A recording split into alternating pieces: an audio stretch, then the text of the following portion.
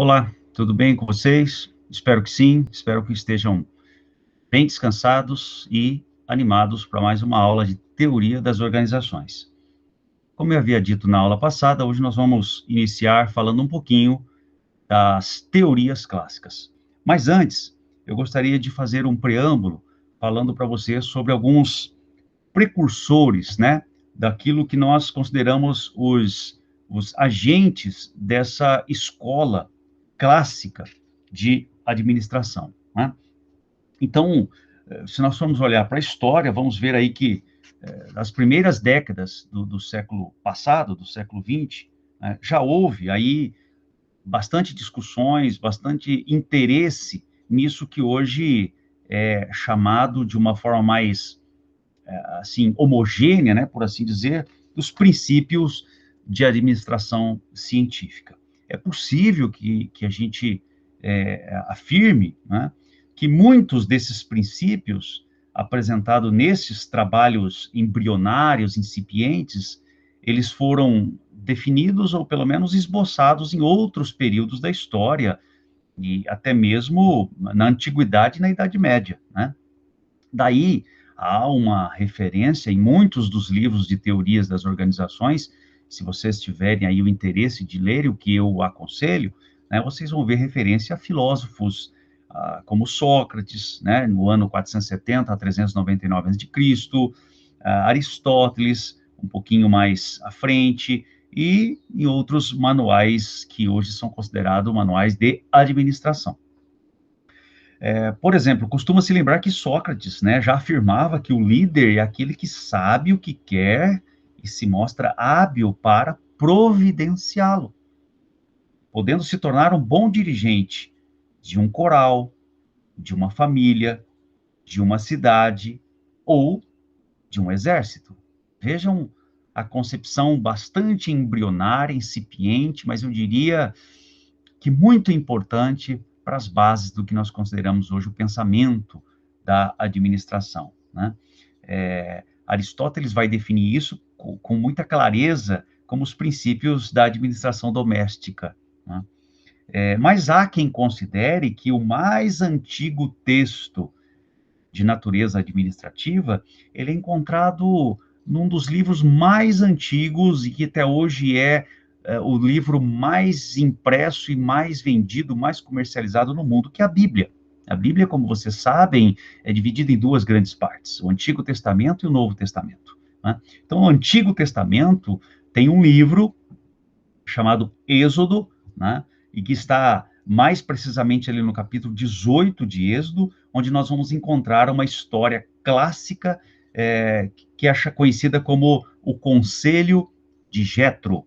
Jetro era um ancião, um senhor, né, que era sogro de Moisés, que foi aquele grande líder que teve a responsabilidade de administrar, por assim dizer, a saída do povo hebreu do Egito, porque ele estava numa condição de escravidão.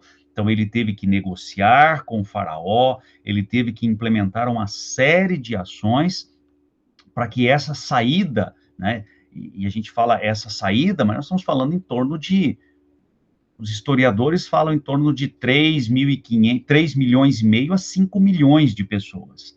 É muita gente. Você precisa ter todo um aparato para garantir que essas pessoas se desloquem de uma determinada localidade para outra localidade, considerando que naquela época não se tinha meios de transporte, a não ser as próprias pernas. Então você tinha idosos, você tinha crianças, você precisava ter víveres, né? Ou seja, mantimentos, suprimentos para que esse povo pudesse ser alimentado durante esse tempo de saída e de peregrinação até chegar na terra para onde eles estavam sendo enviados.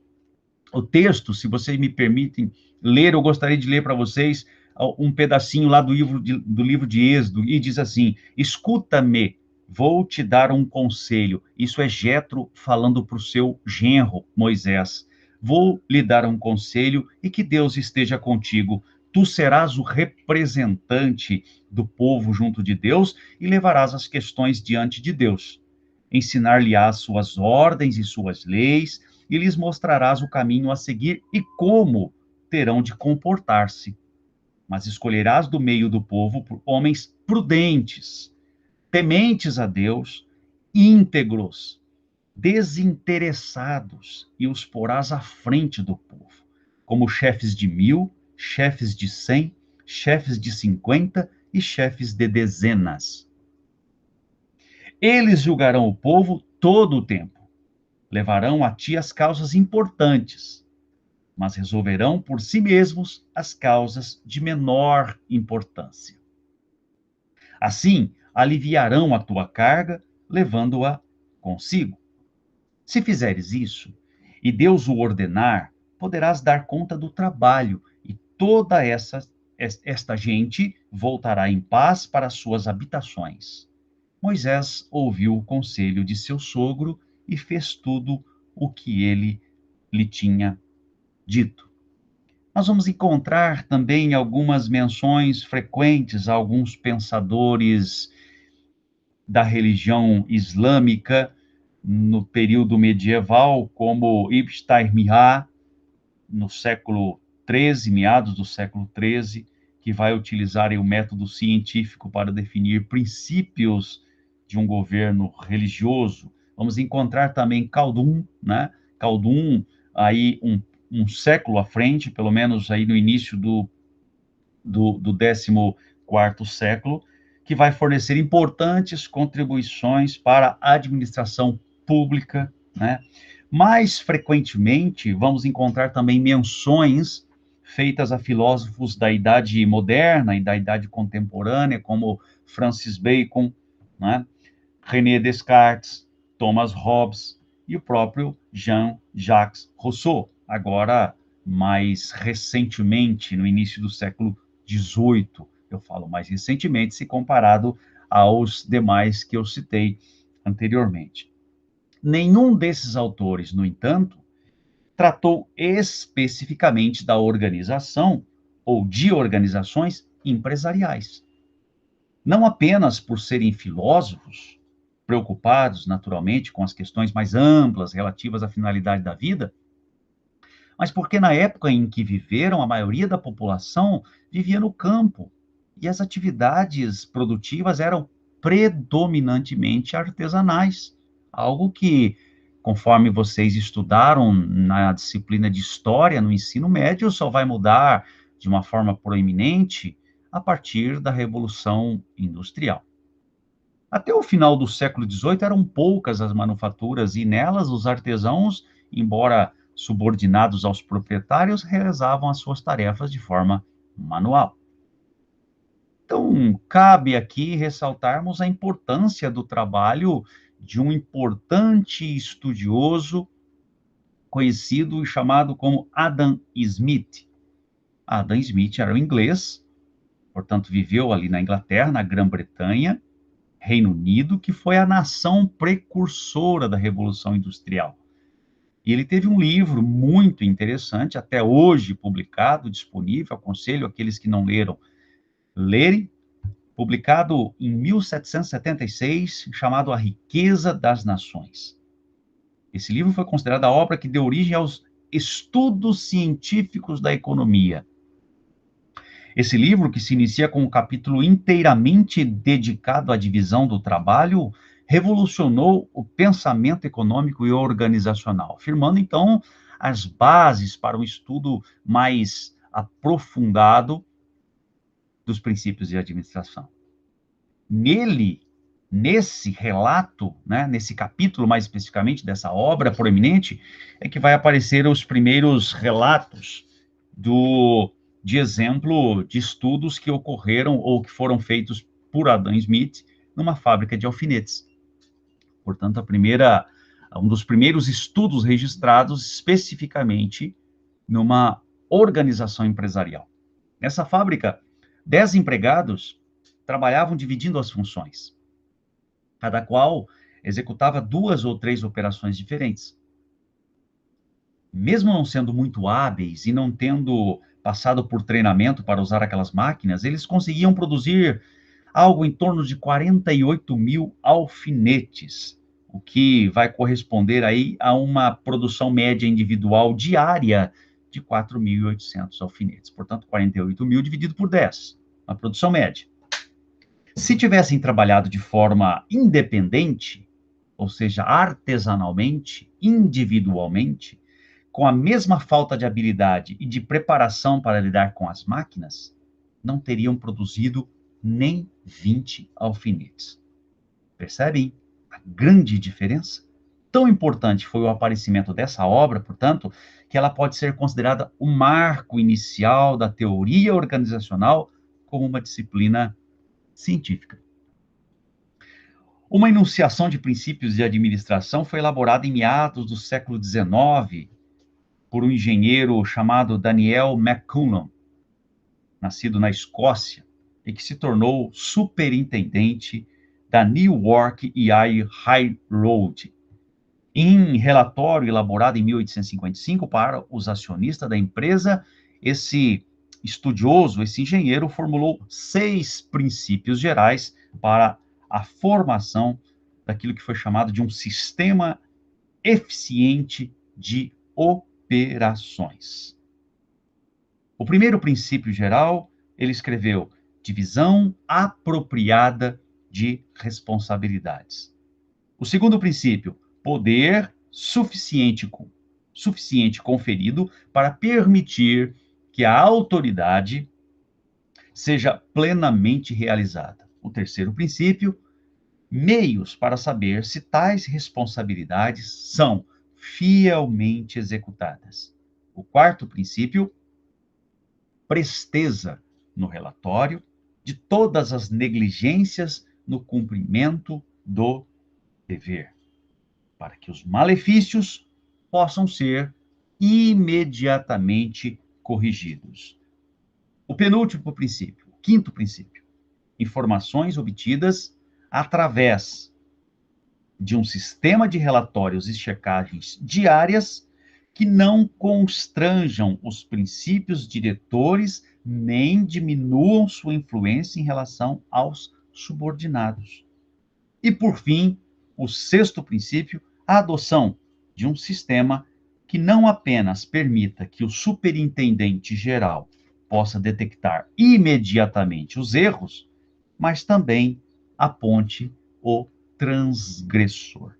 McCallum, que também é conhecido como criador do primeiro organograma moderno, exerceu notável influência no desenvolvimento das estradas de ferro norte-americanas.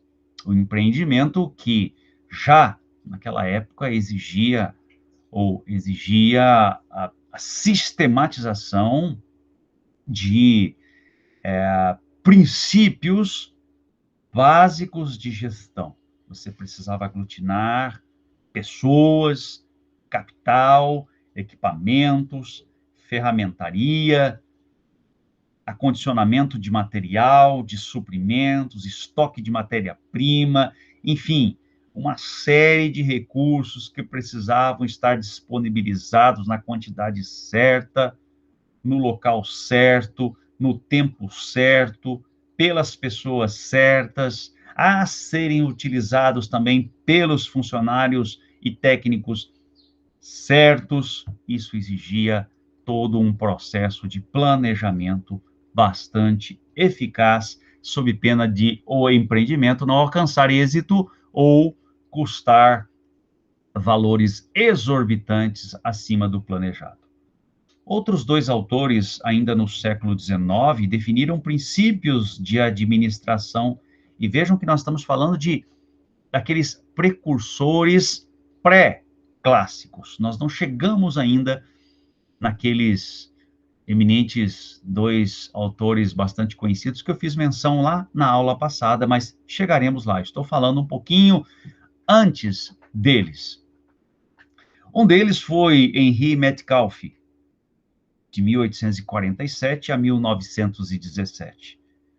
Henri Metcalfe era capitão da Marinha norte-americana e ele escreveu uma obra importante publicada em 1885, chamada The Cost of Manufactures and the Administration of Workshops, Public and Private, onde ele anuncia uma ciência da administração. baseada em princípios derivados do registro de observações e de experiências. Uma das suas respostas, ou da sua proposta inicial, é a de um sistema de informações de gestão, baseado em livros e documentos a serem mantidos pelos capatazes, nome muito utilizado na época para os líderes de grupos de funcionários, tais como relatórios de produção, livros de estoque, livros de requisição de materiais. A outra proposta desse pesquisador é a do estabelecimento de um sistema com dois tipos de cartões: cartões de ponto, cartões de materiais, visando assegurar aos trabalhadores que os bons serviços prestados fossem reconhecidos pela gestão. Não sei se vocês já estão conseguindo fazer uma transposição no tempo, mas até hoje nós temos esses sistemas em que, pese o fato deles estarem com uma roupagem diferente a partir dos avanços tecnológicos, mas o embrião, o sistema embrionário ainda está em pleno funcionamento, transcorridos aí pelo menos 3 séculos.